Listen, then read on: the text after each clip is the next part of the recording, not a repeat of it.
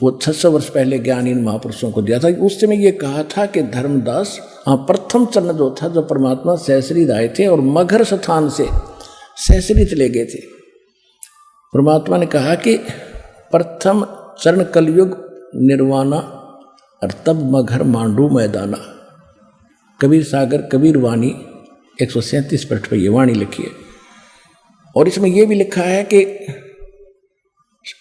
कबीर वाणी के अंदर 136 137 पृष्ठ पे कि 12 पंथ नकली चलेंगे मेरे नाम से, और 12वें पंथ का प्रवर्तक गरीबदास जी होगा।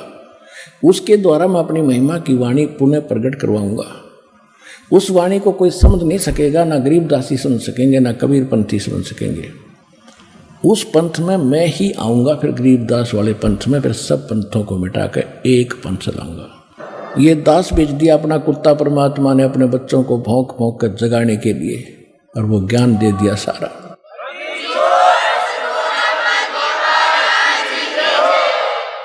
तो ये प्रथम चरण वो था कलयुग का।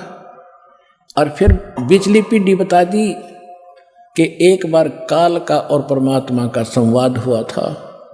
काल ने कहा था आप कहाँ जा रहे हो।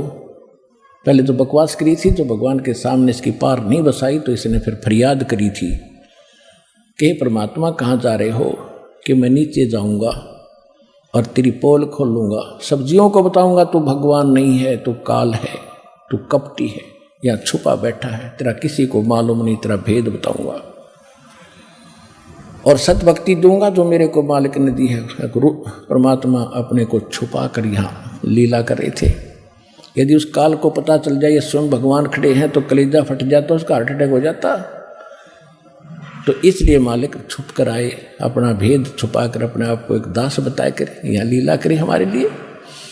तो उसने कहा कि आप क्या क्या करोगे, कैसे करूँगा, एक सतनाम दूंगा और सबको पार कर दूंगा। सब यहाँ से तेने क्या हाल कर रखा है, इनका हाहाकार मचा हुआ है।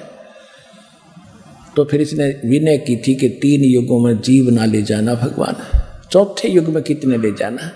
परमात्मा को मालूम था कि सतयुग त्रेता द्वापर में ये दुखी नहीं होंगे, और जब तक ये दुखी नहीं होंगे इतना मुझे पहचानेंगे नहीं। जैसे दास पूजा कर रहा था रामकृष्ण बाबा श्याम जी हनुमान जी की, और घर में सुख हुआ, पढ़ा, नौकरी लग गया, ब्याह हुआ, बेटा बेटी हुई, सारे सुख हो गए। और हम सोचा करते थे श्याम जी दे रहा है, कभी हनुमान जी कृपा कर रहे हैं, कभी विष्णु जी कृपा कर रहे हैं, अरे मिल रहा था प्रारब्ध। तो परमात्मा ने ये बताया कि जब तक तुम किसी की पूजा करते रहो, तुम्हारे पुण्य चलते हैं, तो भगवान आपको सुख देता ही रहेगा, चाहे उसको गाली देते रहो। और जब पुण्य समाप्त होंगे, जब देखना जिन पूजाओं को तुम कर रहे हो वो कोई भी कुछ भी साथ आपको नहीं दे पाएगी। तो सतयुग त्रेता द्वापर में इनके पुण्य चलते हैं, और ये किसी की भी पूजा करते सुखी नजर आते हैं। इसलिए भगवान की यथार्थ ज्ञान को स्वीकार कोई करने वाला था ही नहीं। इसलिए परमात्मा ने काल को कह दिया ठीक है तथास्तु। 4थे युग में फिर काल बोला ऐसे कर दूंगा इनको, ये भक्ति योग नहीं छोड़ूंगा, विकारी बना दूंगा, पत्थर पूजन पे लगा दूंगा, तीर्थ बनवा दूंगा, और इनकी ऐसी बुद्धि भ्रष्ट कर दूंगा, तेरा ज्ञान नहीं सुनेंगे। इसने दूसरी बात ये कही थी कि परमात्मा ने कहा था 4था युग जब कलयुग आवेगा तब मैं अपना एक दास बेचूंगा। परमात्मा छुपकर ही बोलते हैं।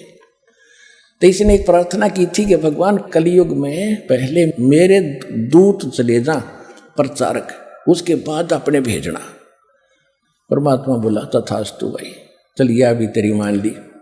उसने चतुरता तो यह करी थी कि सब नहीं सा कंडम करवा दूंगा, झूठे पंथ बना के, नकली पंथ चला के, ये हजूर साहेब और फलाना साहेब क्या करेंगे, कख इनके पास नहीं, तो सारे भक्तिहीन होकर मेरे मुख मांगेंगे। परमात्मा को मालूम था कि पहले अगर इसके दूत नहीं जाएंगे तो फिर हम बिनता कैसे बताएंगे। परमात्मा बोले तथास्तु। अब आप देख रहे हो आज तक के जितने ऋषियों ने जो अनुभव बताया वो पुराणों में विद्यमान है। आज तक के जितने पंथ चल रहे हैं, आचार्य शंकराचार्य, इनका ज्ञान आपके पास है। ये राम और कृष्ण तीनों देवताओं, ब्रह्मा विष्णु महेश की पूजा बताते हैं, इनको फाइनल मानते हैं। और ये जितने निरंकारी पंथ या और जैसे हिंदू धर्म में चल रहे हैं ये, और या राधा स्वामी पंथ से निकली हुई सच्चा सौदा सिरसा वाले पंथ, ये क्या गान बता रहे हैं, ये सतलोक की महिमा गाते हैं।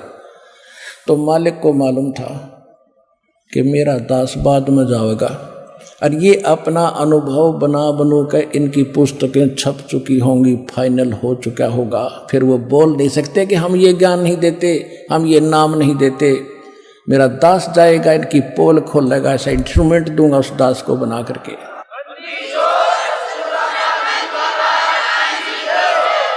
अब ये प्रोजेक्टर और ये टेलीविज़न, डीवीडी, ये चिप, यानी ये अब परमात्मा ने दिए हैं और आपको शिक्षित किया, पहले आपको योग्य बना सदग्रंथों को समझने के लिए, और फिर ऐसे इंस्ट्रूमेंट दे दिए, हाथों हाथ सच्चाई दी। तो परमात्मा ने पहले निर्धारित कर दिया था।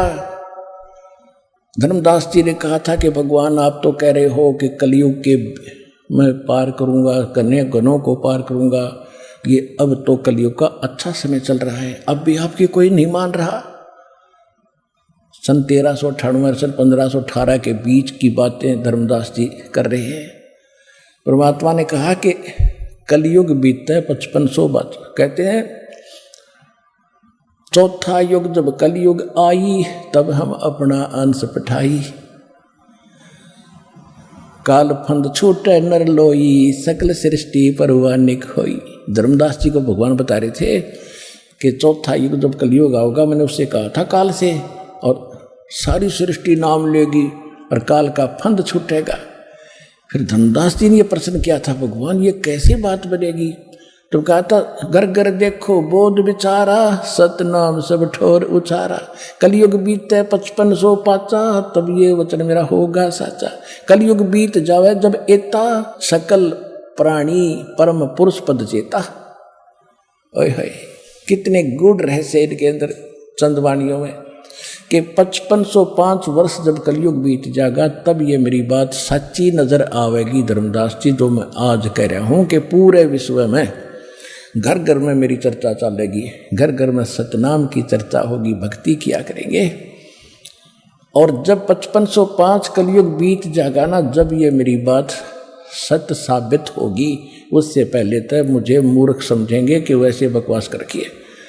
सारी सृष्टि उस परम पुरुष पद चेता, गीता अध्याय नंबर 15 के श्लोक नंबर 4 में जिसके विषय में कहा है कि तत्वदर्शी संत की प्राप्ति के उपरांत परमेश्वर के उस परम पद की खोज करनी चाहिए, जहां जाने के बाद साधक फिर लौटकर कभी संसार में नहीं आते, और केवल उसी की पूजा करो, वो परम पद। अब यहां बताया है कि कलयुग बीतता है 5500 पाचा, तब ये वचन मेरा होगा साचा। कलयुग बीत जावे जब एता, जब कलयुग इतना यानी 5505 बीत जाएगा, सकल प्राणी, सकल जीव जो मनुष्य शरीरधारी है, और परम पुरुष पद चेता, परम पुरुष उस परम अक्षर ब्रह्म पूर्ण परमात्मा के उस परम पद के चेता माने जानकार होंगे, जहां जाने के बाद साधक फिर लौट कर कभी संसार में नहीं आते। तो उस समय काल ने कहा था कि पहले मेरे दूत जावे संत और पीछे तेरा आवे। परमात्मा ने कहा था तथास्तु। तो फिर उसने कहा था, क्योंकि कबीर साहब जोग जीत अपने पुत्र के रूप में खड़े थे वेश में, तब उस काल ने कहा था जाइयो जोग जीत संसारा, उसमें चले जाना कलयुग में, चौथे युग में।